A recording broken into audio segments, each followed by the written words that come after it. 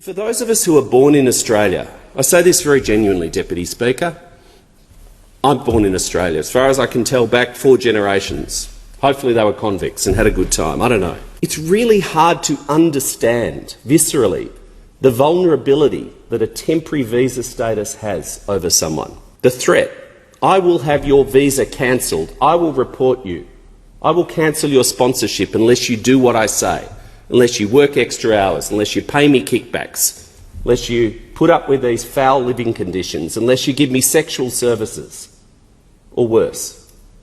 That threat, that insecurity in itself creates an enormous power dynamic that those of us who take our citizenship for granted just don't truly understand. It's not a criticism, it's an explanation of the lived experience of a lot of people in our country. The exploitation of migrant workers, this creation of permanently temporary underclasses hidden from the view of society, does us no credit as a people. But it also harms Australian workers. When we fail to act on the exploitation of migrant workers, it puts downwards pressure on the wages of Australian workers. It hurts everyone. The great Australian promise of Australian multiculturalism is a fair go, that everyone gets a fair crack at life here, gets treated fairly under the law, no matter their ethnicity, their circumstance, how long they've been there, their visa class and so on.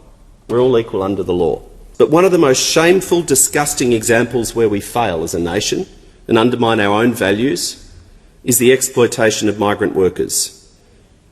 It's not good enough that every now and again we see the media splashes and people go, oh, that's quite bad, of people living in squalor, underpayment, sexual and financial exploitation, human trafficking and slavery. And they're strong words, but that's actually what's going on in our country with vulnerable migrant workers.